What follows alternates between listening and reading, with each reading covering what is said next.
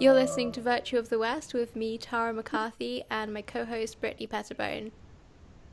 Today we're talking with Tommy Robinson. Tommy is an avid speaker on the problems in the Western world with the rise of extremism, Islam, ISIS, hate speakers, and Sharia law. Tommy is also the author of Enemy of the State. Thank you so much for joining us, Tommy.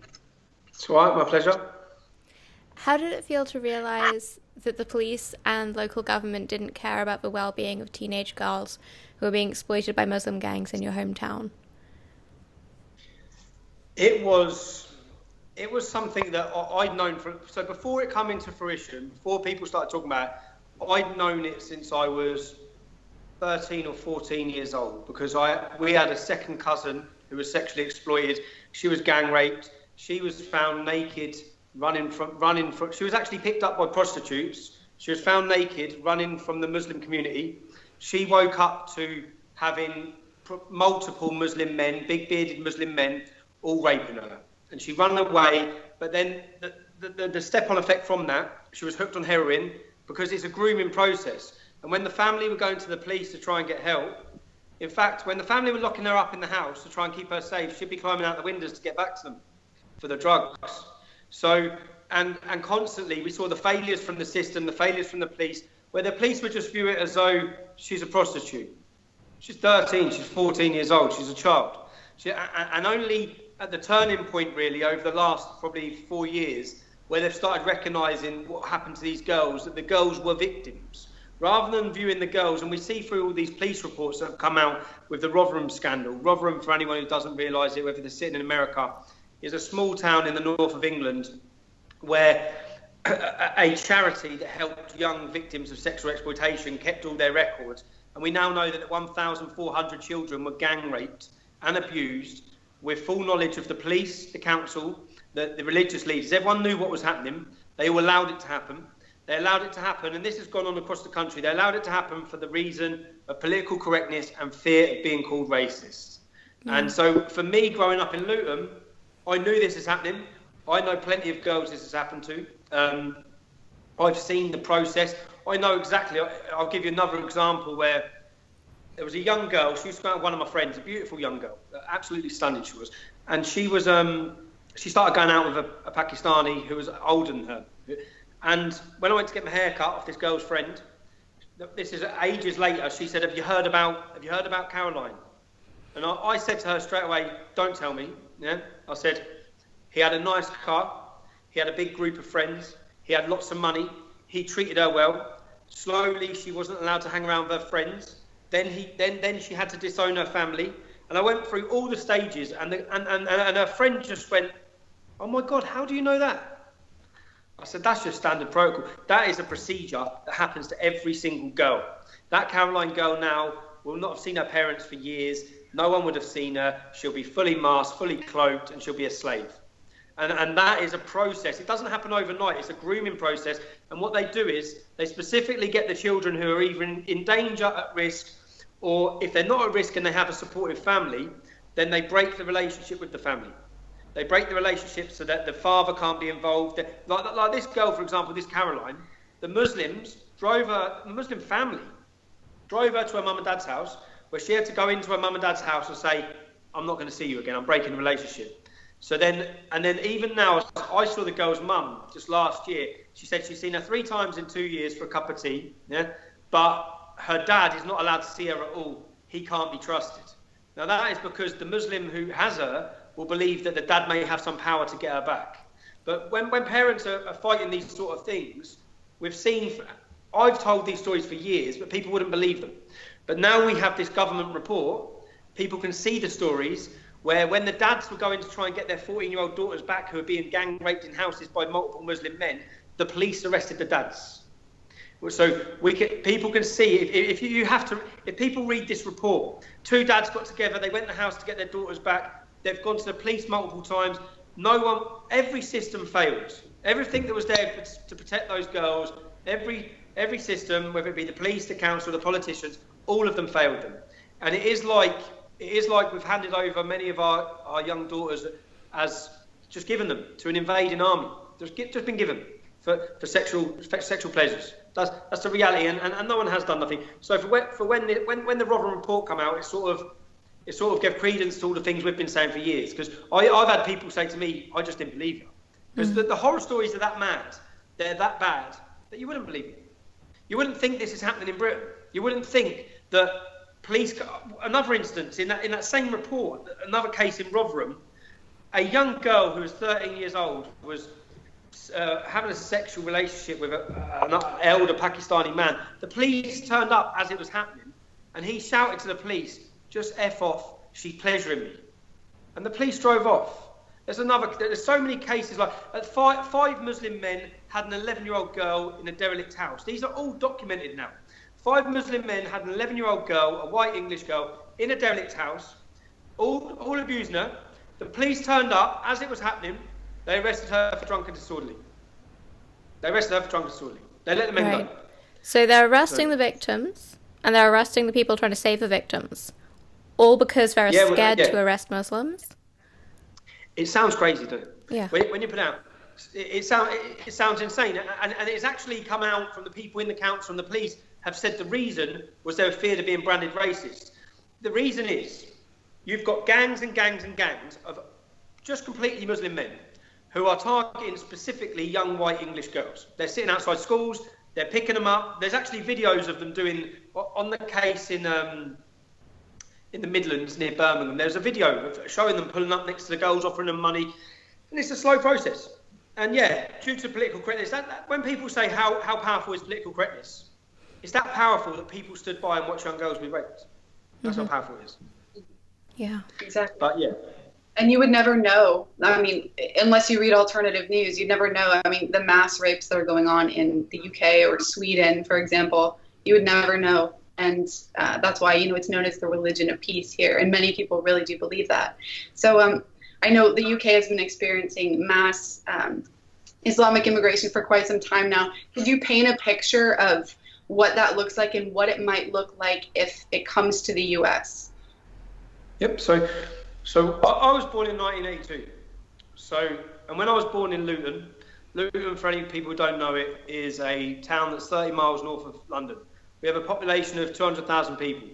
Currently, 60,000 of that population are said to be Muslim. Probably, I expect higher. In 1982, we had 1 mosque. Okay.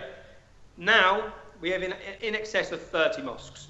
Today, on the national news, before I come and sat down here, 4 Muslims from my hometown, who I know, are being sentenced for their recruitment for ISIS. Luton was the launch pad for the 7/7 bombings. The fertiliser bomb plot was planned in Luton. The Stockholm bomber, who went and blew himself up at a suicide bomb attack in Stockholm, was radicalised in Luton. Luton has been named by American security services as the epicentre of terrorist activity in Europe. Yeah? Now, we had 1 mosque. If you'd have said to people, Lutonians, people who were born and bred in Luton, if you'd have said 30 years ago to them, in 30 years' time, you'll have 30 mosques. Every single restaurant in your town will be halal. Yeah? Your children will be told they can't celebrate their national day, St. George's Day.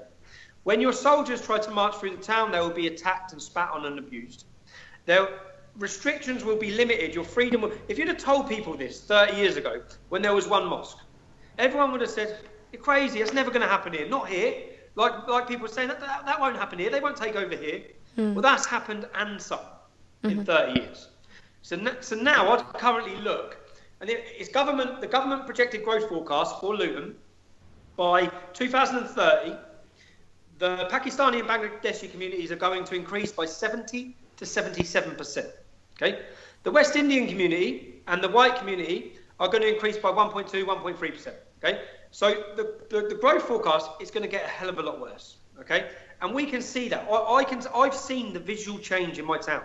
I've watched it all happen. Yeah, I've seen all of this. So when you're sitting in places like America, and you've got 1 mosque, and people are thinking it's okay and they're peaceful, and this is we don't have all those problems here yet, like that. Yeah, and I mean, it happens. I remember one estate in Farley Hill, which is one of the most divided estates in the town now, and the women are under attack, and the rape and the prostitution and the general hostility and the arrogance towards non-Muslims. Every school, it doesn't work. Every single school we had when we were growing up, you had the Muslim playground and the non-Muslim playground. We're never divided through race. Luton's one of the most diverse multicultural towns in Europe. Most of my best friends are of ethnic minorities, be that St. Lucian, Jamaican, Bulgarian, Italian. We're all sons of immigrants, pretty much. My mother was an immigrant to the UK. She's from Ireland. We all get along fine. Okay, that works. The problem here is coming from an ideology which completely propagates and teaches non-integration with kafar, with non-Muslims. It completely teaches that we are inferior, they are superior. All of these problems stem from this view. Madrasa schools. So madrasa schools used to be something that I'd never heard of or never seen. Now every time I turn a different road, I see another one. Yeah? So these are like state-funded schools for Muslims? Indoctrinating young children. I think we have over 100,000 currently. 100,000 children aged 4 to 16, where when they leave that school, they will be able to recite the Quran without looking at it. Okay? Now, anyone who knows the Quran, anyone who's looked into the Quran, anyone who knows Islam, this is not going to breed a tolerant, good Britain. This is going to lead to huge problems for us. Most of this funding for these schools and who runs these schools, who runs these madrasas, who runs these mosques, Saudi Arabia, Wahhabi, Salafist, extreme. Not that Islam, I say Islam is extreme, but these are the most extreme sects of Islam. And they're going unchallenged. They've been unchallenged. And actually, they form a working relationship with the left-wing governments. All of these problems, pretty much 99% of these rape epidemic towns, 99% of all the places where these problems are, is where the left, the Democrats in your country, are in power. It's where they're in power. And what they do is they collude and they actually work with the Muslim community in order for the Muslims to take over the town. They're helping them do it because what we've seen and what I realised as a young white Englishman is that we have become irrelevant in the town. We don't matter because we have 30 mosques where they are all headed by one leader of the Luton Council of Mosques, who then sits down with our council and they do deals.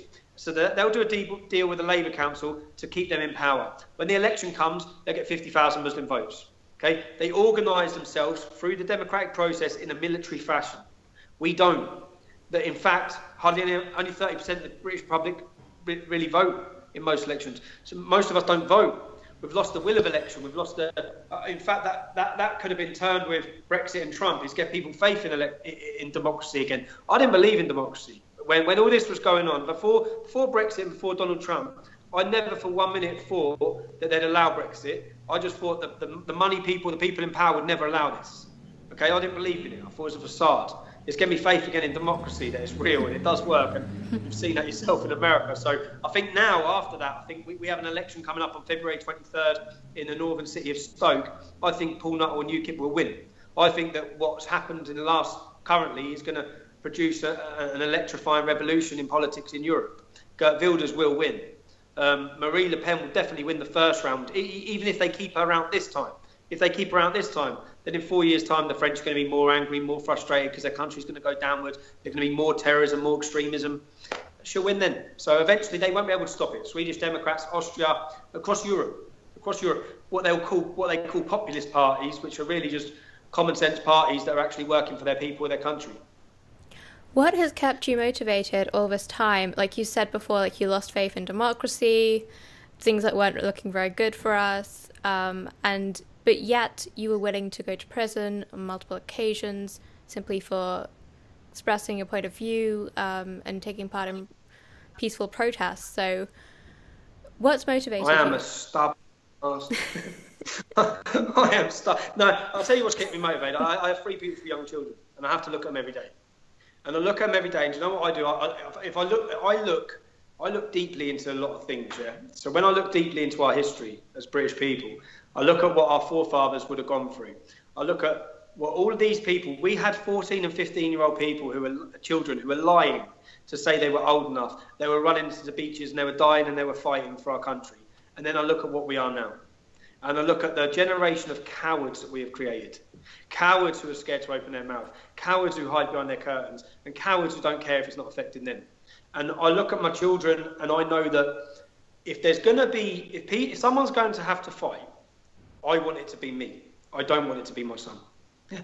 And I know that if we all sit by and do nothing, my son's going to have to fight. Yeah? And so is everyone in his generation, because they're not going to have any choice to fight, because the fight's going to be put upon them. Because we're already seeing, you have to look at when you look at the demographics, and that's what becomes terrifying. You look at Luton. Luton is a blueprint for every town and city in the UK. Yeah? And the problems we face in Luton are going to multiply across the UK. The problems that are in Sweden and wherever there's Islamic communities, those problems are a blueprint. They're the same for America. Exactly what we've faced here and the problems we face. It's like I keep saying, it is okay to ask yourself, as Americans especially, it's okay to ask yourself, what do we get out of this? Okay, if we're going to import loads of Somalians, loads of Syrians, loads of Iraqis, what does America get? And what do we, the taxpayers from America, what do we get out of this? And I can't honestly bring one positive thing that I think the Muslim community have brought to bear. If I look, for the majority of Muslims in my hometown are Pakistanis. Okay, Pakistanis represent 3% of childbirths in the UK. They represent 3%. The disability, okay, the disability and the handicaps is 33%. Because 70% of Pakistanis decide to marry their cousins. These are all facts. These are all statistics.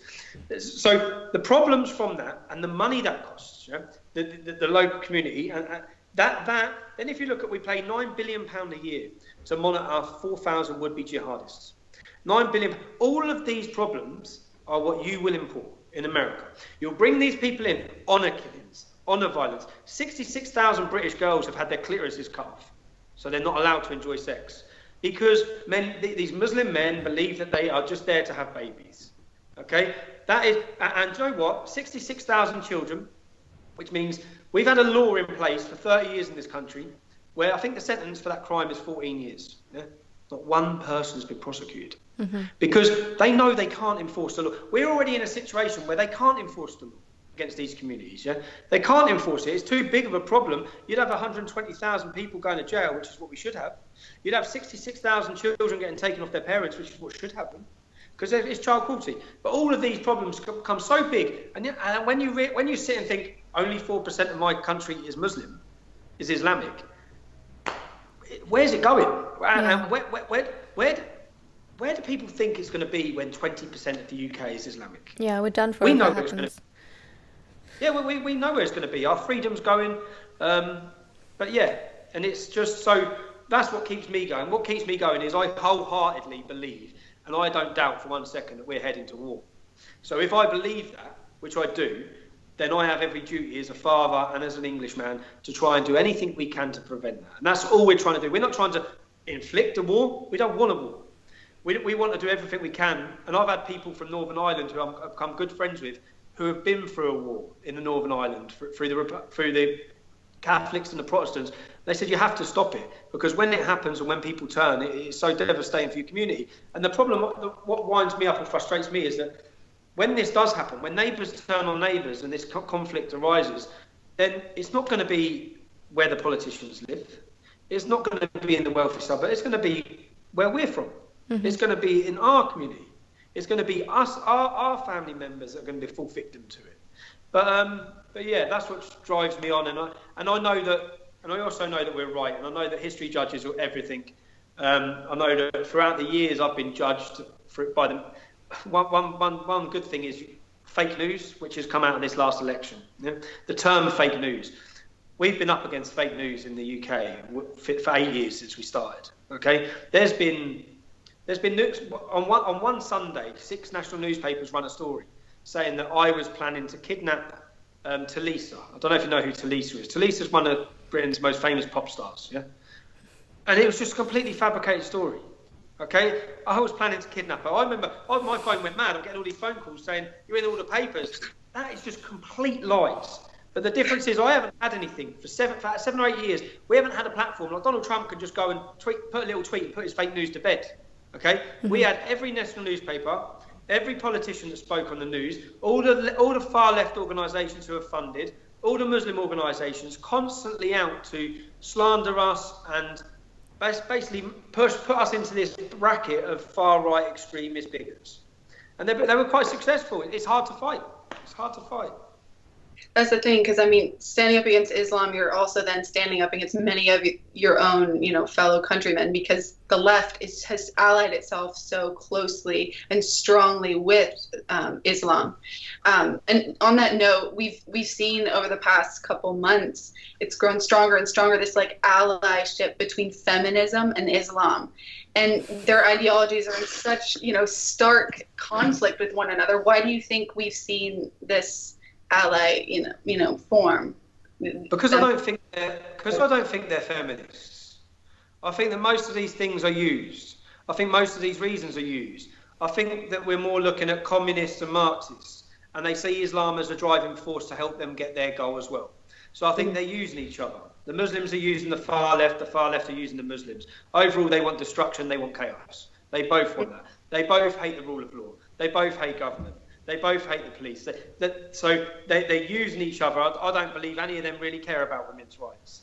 I don't believe that the truth is that that's the reason they're doing this. In fact, every time you see one of their demonstrations, you see Marxist signs, you see communist signs, you see Bolshevik signs. So and the problem is that they are very vocal, very loud, very active, and very well funded. I don't think they represent the left. The same as in the UK, I don't think that Jeremy Corbyn and his hardcore, very vocal support for the Labour Party represent in general the left. They may have taken over the Labour Party. I don't think they're representative of the left. And I think that, unfortunately, what's going to happen, what I predict is going to happen in America is what happened in the UK. The Democrats, as a party, are going to go further left. And these radicals are going to become more prominent in their voices in that party. And whether they elect, is it Kevin Ellison, who becomes a rising star in their party, they're going to push further to the left, which will only mean that they become non-electable. That's what I believe. It's what's happened in the UK. Labour under Jeremy Corbyn are a joke, an absolute joke. He's never going to be elected to govern this country. So the Conservatives will get stronger. I can see the same happening in America, where the Republicans get stronger. Yeah. Do you feel the situation has improved at all, given the fact that the media eventually had to report on the Muslim grooming gang? No, I don't know. I think that Rotherham was used as a scapegoat town. The problems in Rotherham, let's look at Rotherham as a city. I think that there's 3,500 Muslim men aged 18 to 50. 1,400 children were raped. Some of the girls say they were raped by up to 200 men. Yeah? How many men in that town were active? How many of these men were taking part? It seems like a whole large proportion. Yeah.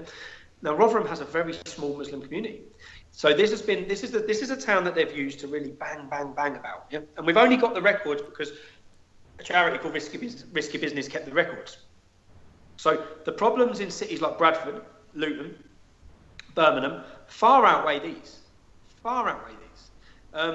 But they haven't had the same media spotlight, and they haven't made the same arrests. And in fact, they've been crying out for the same sort of inquiry that resulted in the Rotherham report. Bradford Council, through Keithley and that, have just denied one. Just said, no, we don't need it. You do need it, because we know this. We've seen. So this is going on. Even in Blackpool, the police in the report had 100 Muslim businesses that were being used to groom young girls. 100 in one town. 100 in one town. The victims, I think, would be in the hundreds of thousands, if not. I know one politician believes they've hit 1 million young girls. So when you look at a town like Rotherham, for example, and we talk about community cohesion, which we hear a lot about, we all have to get along. Well, in this town of Rotherham, you've got 1,400 girls being raped. Those 1,400 girls have all got family.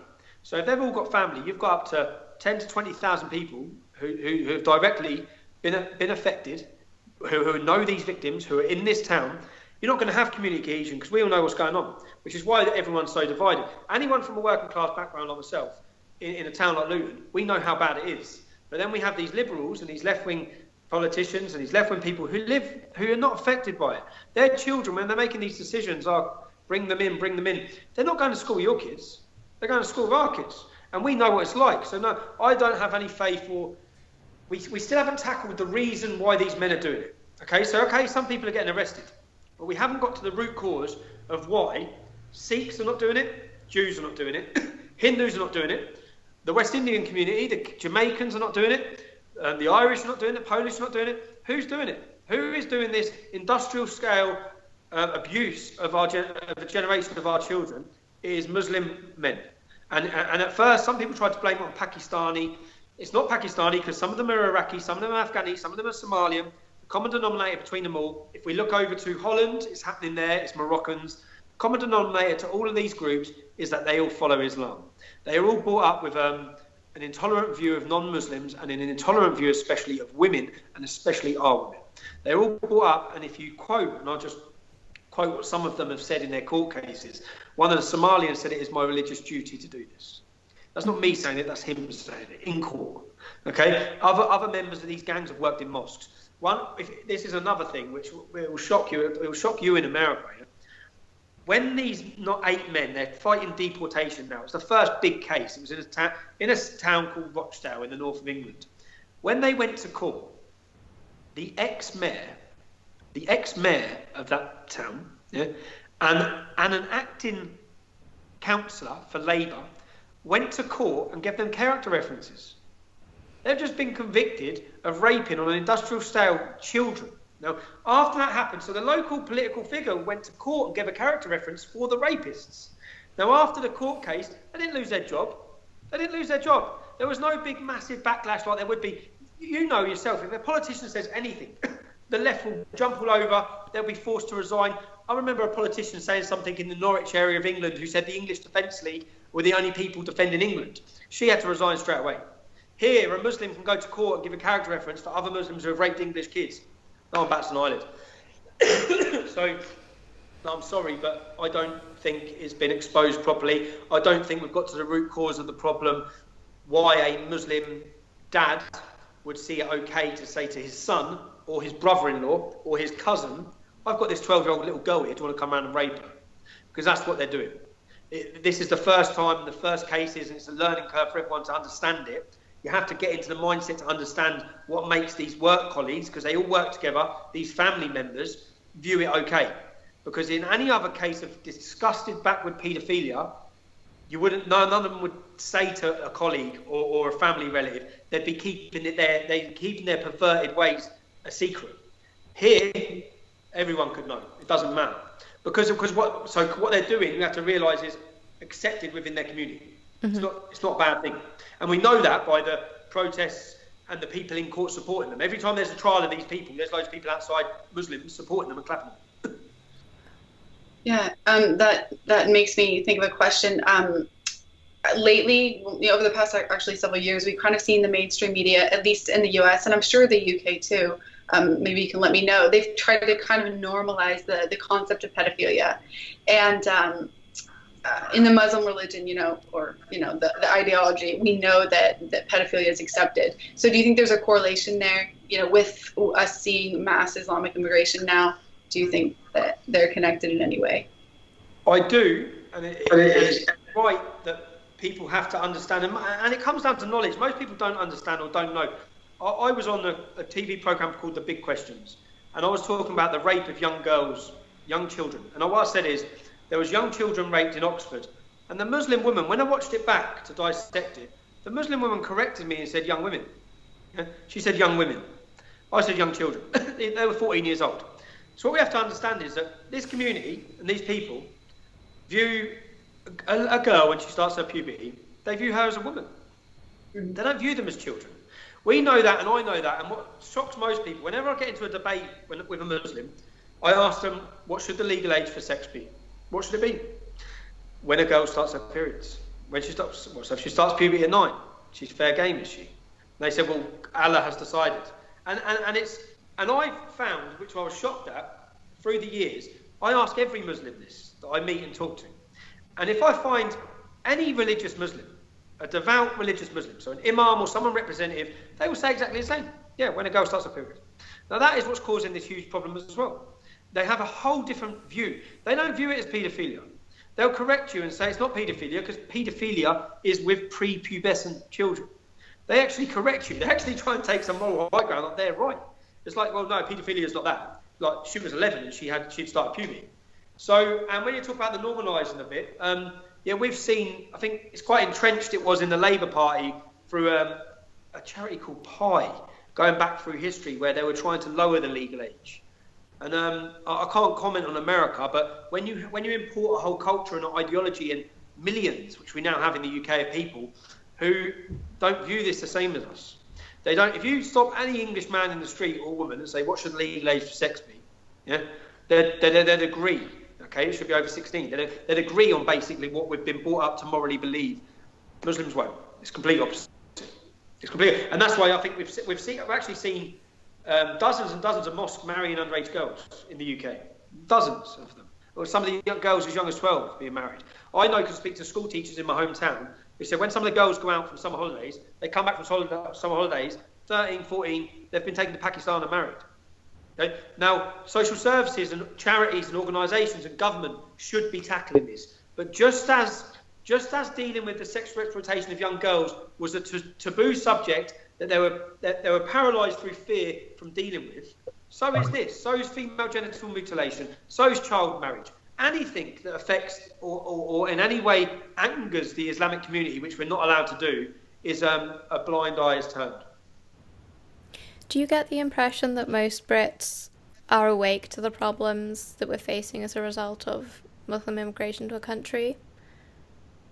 Yes, and I think every poll would support that. If you read any results on polls that say, do you fear Islam? Do you think Islam is going to work? Do you think Muslims are going to integrate? Everyone now, the majority of British citizens now are understanding it's not going to work. Okay, it doesn't work. What we need to do, what I see our role as for years, it was always to raise awareness and to draw attention and bring about debate. It was always because the more we talk about it, the more people will understand. Now I think the biggest thing we need people to understand is what Islam is, what the Quran is, and who Muhammad was.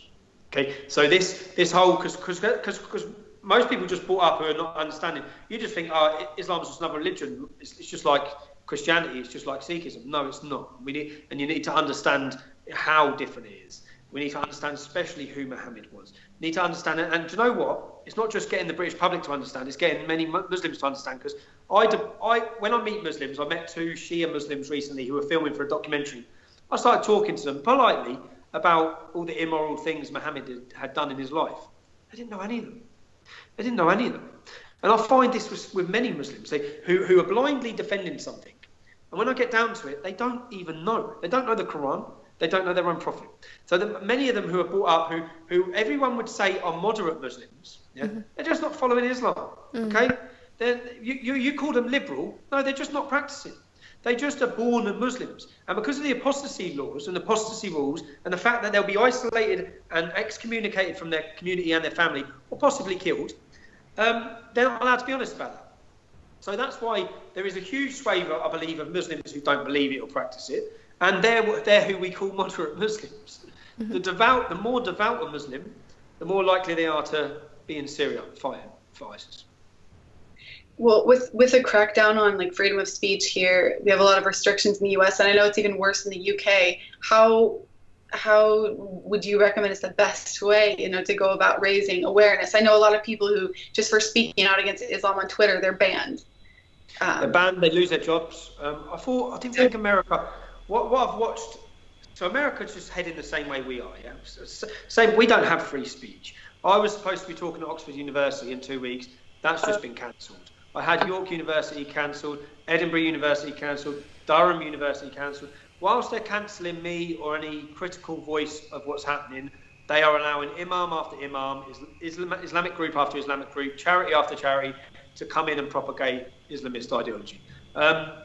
I think the only way we can do it, because, Donald Trump's already replaced the head of education. In the UK, basically, I'll just talk about personal experiences again.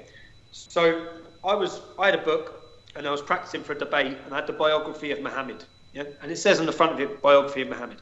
My daughter was 7. She walked past me and she went, "Muhammad, peace be upon him." I went, "What did you just say? What did you just say?" She said, "Muhammad, peace be upon him." I said, "Why have you just said that?" And she said, "Well, they taught us at school, you have to say Muhammad, peace be upon him." I said, "You never say Muhammad, peace be upon him." Yeah? And let me just tell you, because I don't tell my children anything I do. I don't push my views. I've never taught them about Islam. Okay, I think they're children. They should grow up and be children. Yeah? But what the schools are doing in the education system, we then went to look at another school for my daughter to go to, and they had a task. And in the task, you had to put the religious symbol with the house of prayer. And they had all the different religions. And I watched every child. The only ones they could do was Christianity, of course, and Islam. The only ones they could do.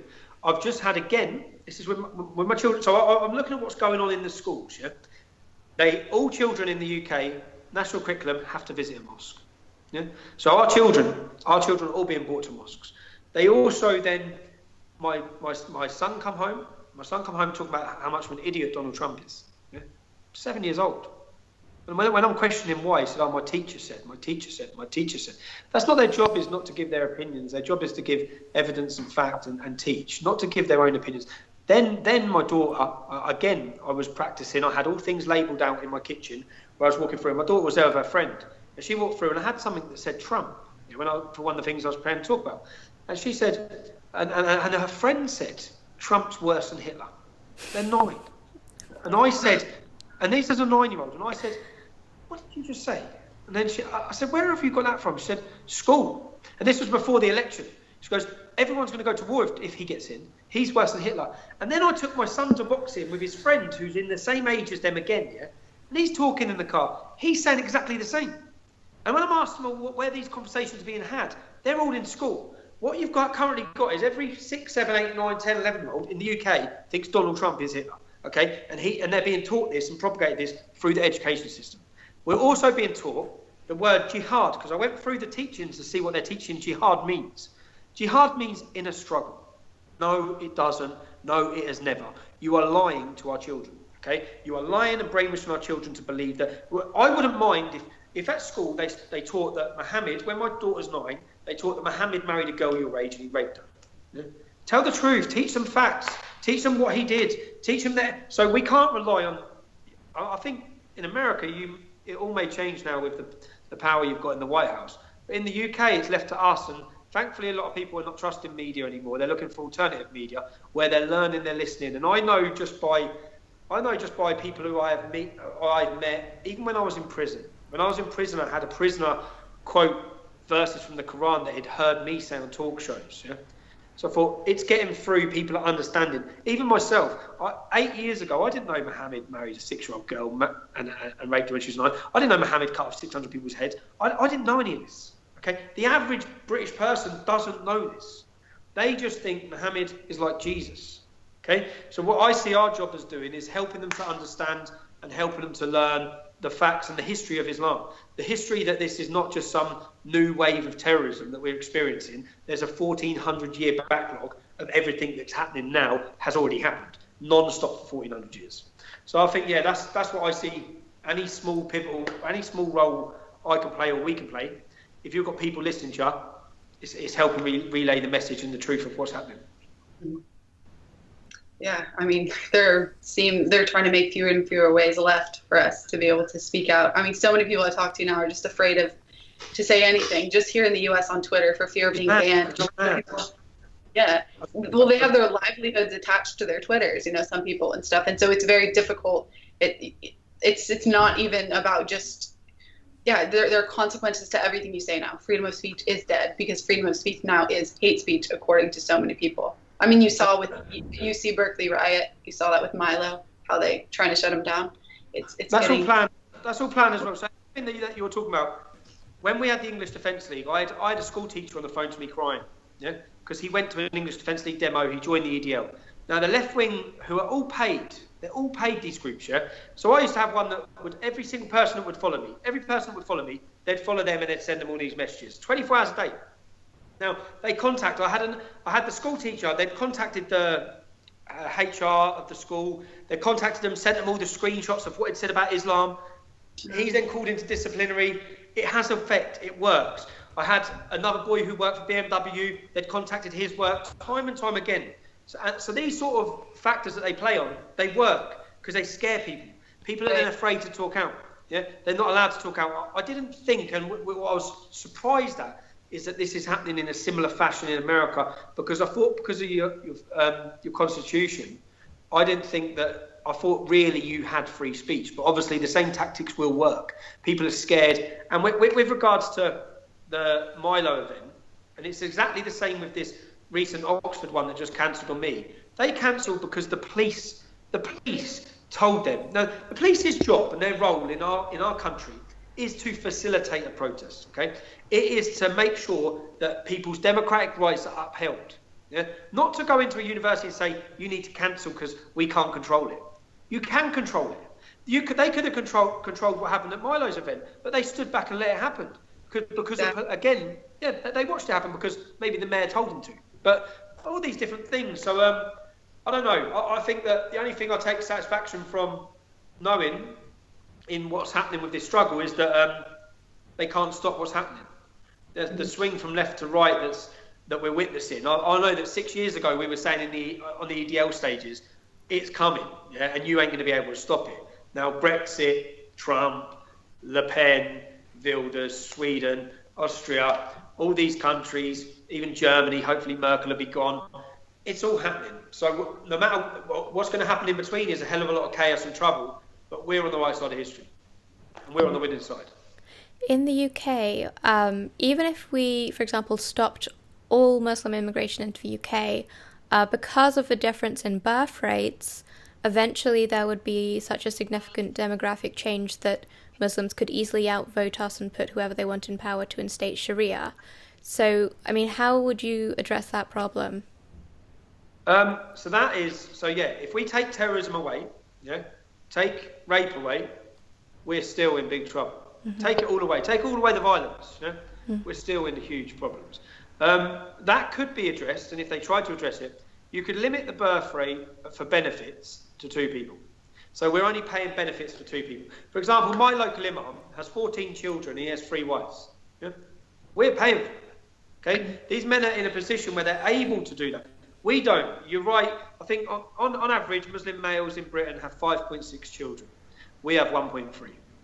So yeah, and one of the biggest weapons they have is they just say, oh, there's only 4%, and they laugh. Oh, you're really that bothered about 4%? But we know how quickly. I think if you look from the 60s, the Muslim community has doubled every 10 years, from 300,000, 600,000, 1.2 million, 2.4 million.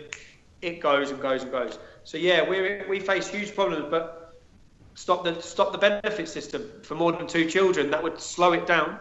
Also, most of these people who are causing us problems have dual nationality.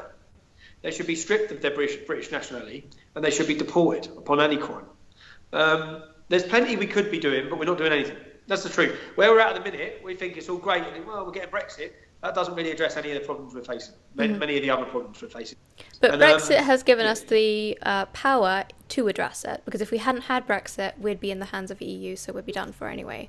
So I think that Brexit has been useful. It's just that it's given us the power back, so now we have to actually use that power as we need to. Brexit's the start. Yeah. Brexit's the start. We still need to get out. We're still not out. But Brexit is the start. And I think Brexit's the start of the collapse of the European Union, which will be one of the best things that could have happened. Yeah. And it'll be given back to individual countries. We'll have a party when that happens. Yeah, my next party's on March 17th for Gert Wilders. That's what I'm waiting for. I can't wait. Yeah, it's the same with Trump.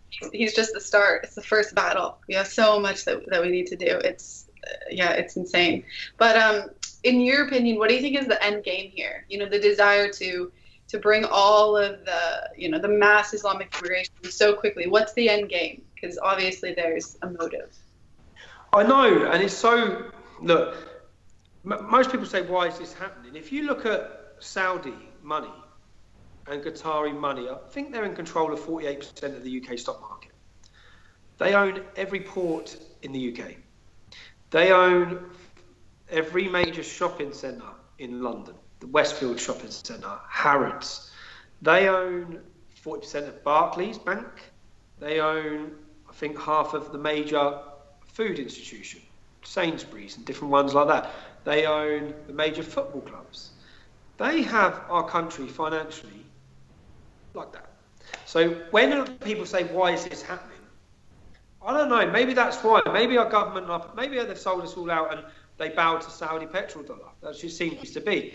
But they may be able to buy the politicians, but I don't think they'll ever buy the people. They're not able to buy the people. When you look at what's happening in Europe, the other reason, which we've been told clearly by the Labour Party, they imported mass Muslim immigration because they were importing their voters, and they also wanted to rub the right's nose in it. Yeah, that's what they wanted to do. So that all of the problems from this stem from the Labour Party wanting to rub the right's nose. And look what's happening now. Girls are being raped, people are being terrorised, soldiers are being beheaded because you wanted to import an intolerant fascist ideology into our country to rub the right's nose in it. But all of these countries know if they stop Muslim immigration, if they stop immigration, then they won't get in power again. They will not hold power. So they're basically chasing power and they're loyal voters. We all know all the Muslims that are coming into America or the UK or Europe, they're not going to vote for the Conservatives or the Republicans. They're going to be loyal to the base that helps them. And I always thought, in England, that we'd see the rise of an Islamic political party. And then I realised that they don't need one. They've just infiltrated the others. Mm-hmm. They don't need one. They've just infiltrated the others. They've just used the base of Labour, get in, get what we've done, and we'll use a load of useful idiots like Jeremy Corbyn in the process. Yeah, I mean, we saw a pro-Sharia woman heading the Women's March against Trump. And this was supposed to be a women's rights march, you know. It suddenly didn't speak for me. I can say that. Everything's upside down. Everything's upside down. Yeah, that was incredible. I also had another question. I was kind of following the whole kind of skirmish you had with you and Lily Allen on Twitter, who is a British pop singer, for those who don't know. Do you think we see all of the celebrities, almost pretty much every single one, advocating for Islamic immigration, saying let them in, and demonizing anyone who opposes it? Do you think they're incentivized towards this? Like, why is it they're just like molds of one another? There's no diversity out there. I think she's in the process of a mental breakdown. I really do. When I'm following her tweets recently, and at first I thought it was funny. I thought, because she has no argument. There's no structure to anything she's saying. Yeah, there's no argument to let them all in, and then I produced 4 times that refugees have raped or killed, or in fact 5 of the Paris bombers are refugees. The Berlin, all these different things, and say here's the facts of what's happening because of your policies. Yeah, and there's no argument to it. And then I follow more on, and at first I found it quite funny, but then I just think it's quite sad the more I watch Lily Allen. And you're right, they all make these decisions. Same with Gary Lineker. Now, they probably don't have to, in the UK, to get your child into the local school is now very difficult, because all the schools are overprescribed. I think they've got to double the size of every single school in Luton to keep up with the birth rate of the Muslim community. That's what they've got to do. Okay, so so they don't have that worry. If they're ill, they don't have to go to the National Health Service and wait 5 hours to be seen. They go private.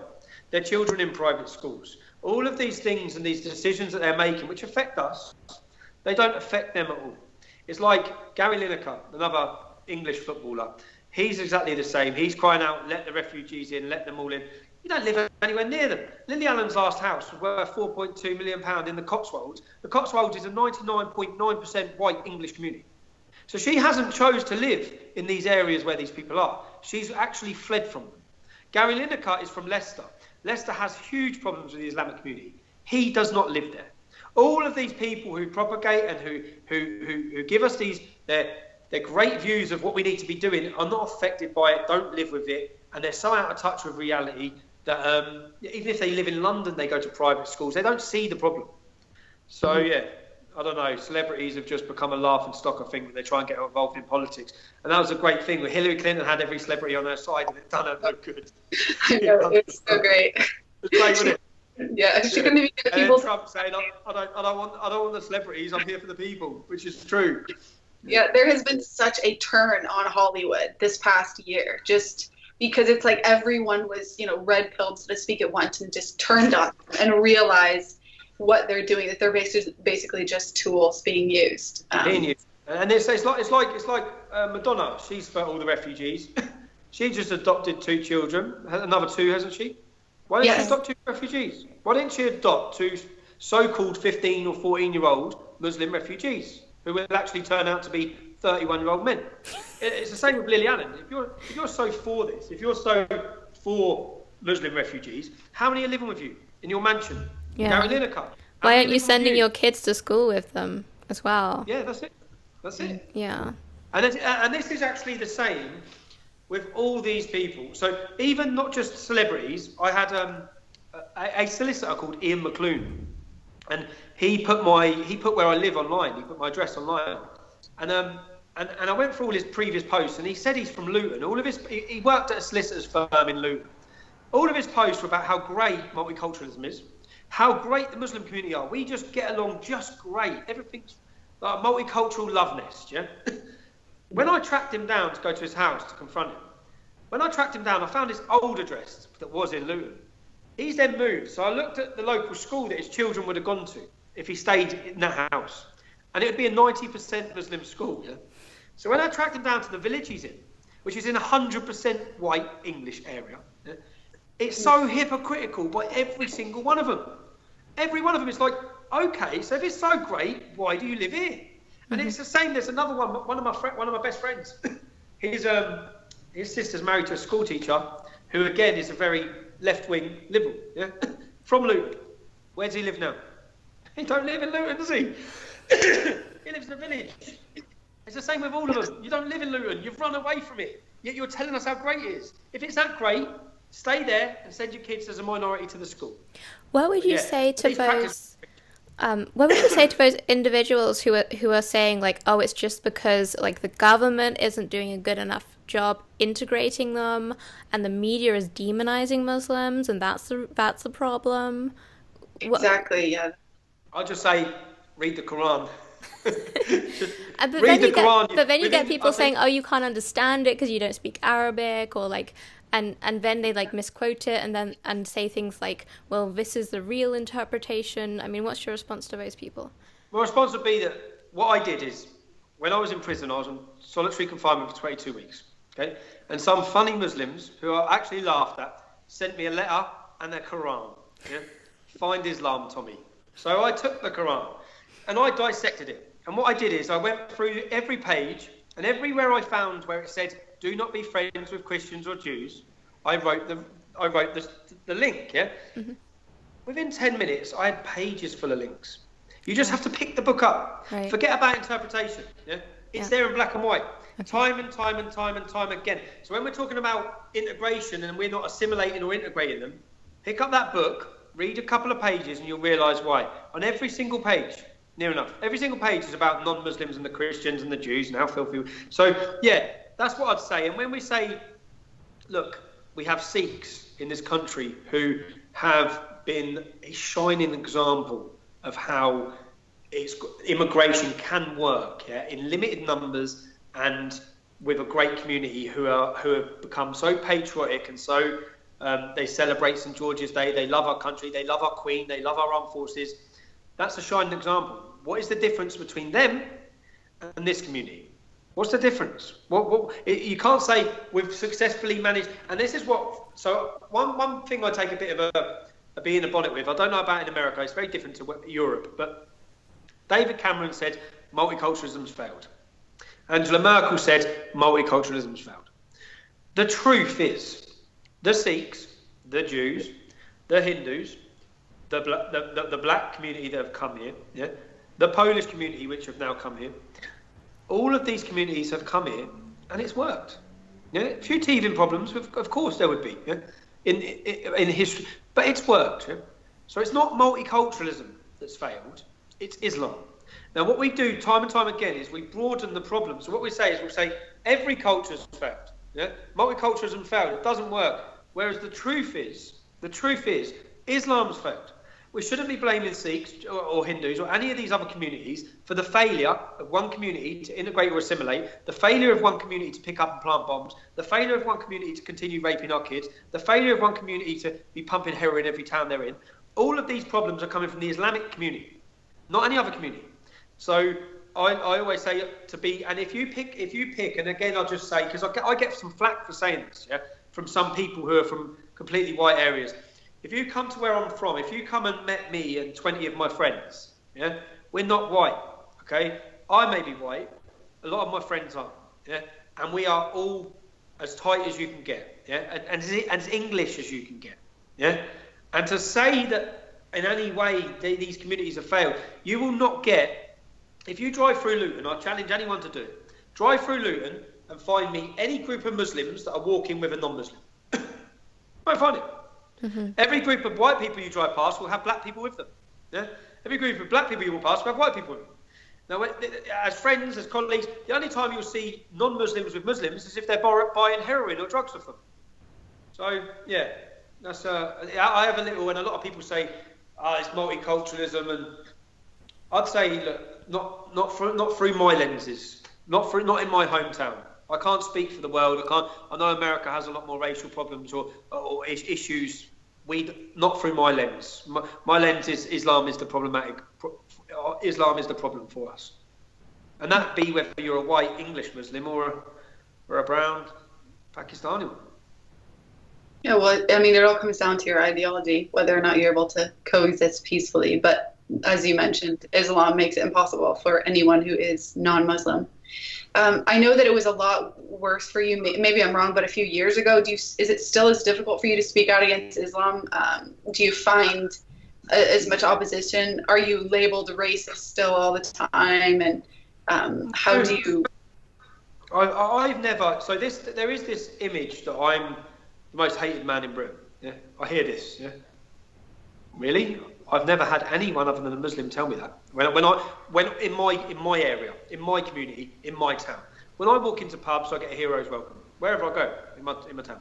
So I'm constantly getting patted on the back. People get out their car, they come and hug me. Please keep going, keep saying it. So I've known the whole time people support me. Even when I've gone on debates, if you've seen me on TV shows, when I walk off, the cameramen, the girls, they all agree. Yeah? So there's this huge feeling. I mean, I've had them follow me outside. When I've done Newsnight for the BBC, I've had women follow me outside, say, I just want to hug you, please keep going, we agree with what you're doing. So I get that reaction when I go places. So I know the underlying feeling of the public from the people I meet. Has it become easier for me? A lot of people have seen the truth and they've got past the fake news and they've listened to what I'm saying rather than what the media are saying I'm saying. And that is one of the reasons why they keep trying as hard as they can to cancel any event I'm doing. Because when I got the opportunity to talk, when I spoke at Oxford University, it was the first time in 6 years I was allowed, unchallenged, and without people, every debate and every interview or TV show I'd done, people just shout at me, bigot, racist, extremist, that without anything. And I'd be continually arguing that point. Yeah? So I had an hour and 20 minutes at Oxford University. And it was the first time I got to say, this is who I am, this is where I'm from, and this is what's happened. Yeah, and that's it. So it was the first unchallenged moment where I could actually say, here, listen to it, and tell me what you'd have done. Yeah, and after that, I think that video, I know for a fact that video, because I have so many messages saying, I hated you, I thought you was a scumbag, I thought you was a racist. I've watched this video, it's completely turned my head upside down. I realise now. So that is why they don't want us to have a platform. Because they know, given a platform, it's like, I'm going to do 2 more speeches this summer, big speeches, and I know when people watch them, it will throw them again, because they'll be hearing the facts, the evidence, the videos, the truth, as to what's happening. And they don't like that. They don't want it. Which is why continually they'll try and shut it down. No platform for fascists really means we don't want to hear the truth, because the truth will enlighten people. Yeah. They're not open to criticism because they know that criticism will completely kick the legs out from underneath their argument. So we have truth on our side. That's why I just always say that the truth will prevail. People will see the truth eventually. So that's why all these times of I'll be judged and I'll be judged as a racist, a bigot. I know history's not going to judge me as that. I know that. So I sit here comfortably knowing that everything's. I've continued saying the same thing for 8 years. I haven't moved. People say, oh yeah, it's good that you've changed. I haven't changed. I've said exactly the same now, as I've said for 8 years. What's changed is just all the changed around.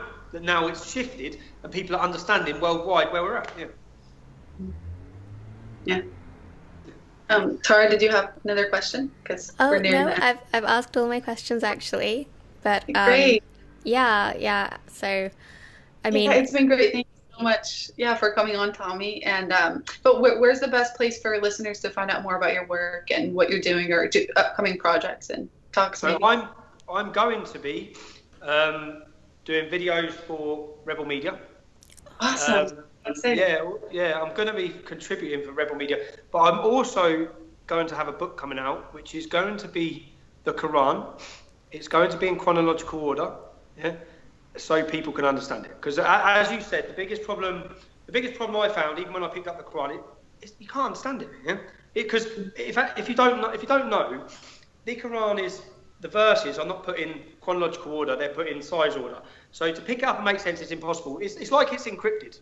This is simply going to put it in chronological order. So when you open the book, the first thing you'll see is it will be back to front. So the last thing Muhammad said will be the first thing you see. And anyone who knows, and this is undisputed from all Muslim scholars worldwide, the last verse of the Quran that Muhammad spoke was verse 9. And in verse 9, the last thing he said is kill them. Kill them, they convert or pay the jizya. Yeah, so it will make it, and then because of abrogation, all the peaceful verses. So in the first 10 years of Muhammad's life, he was very peaceful, and I think he had 150 followers. Yeah? In the first 10 years, all the peaceful verses come from that period. He then introduced jihad, rape, pillaging, robbing, piracy. He then introduced all these things and found a winning formula. So that's what matters, because all the things he said in the peaceful times, when he was peaceful, when he had no followers, they all become irrelevant and superseded and abrogated by the latter extreme, more violent verses. So I hope that this will help people to understand Islam. In fact, I think you pick it up, you'll look at it within 5 minutes and think, now I know. I get why this is happening. I get what's happening. But yeah. And again, I'll be doing anything I can, as I'm sure you will, to highlight what's happening. Yeah. Very good. So that's Tommy Robinson. Yeah, we'll link below to all those things so people can find them and hopefully follow you on Twitter, etc. Thank you for listening to Virtue of the West. If you'd like to support the running of this show, we both accept donations via our websites. Links are in the description, and you can find Brittany's award-winning book, Hatred Day, on Amazon, Barnes & Noble, and Audible. And remember to check out Tara's other podcast, The Reality Cult Show, for in-depth interviews with philosophers, scientists, and thought leaders. Thank you so much for listening.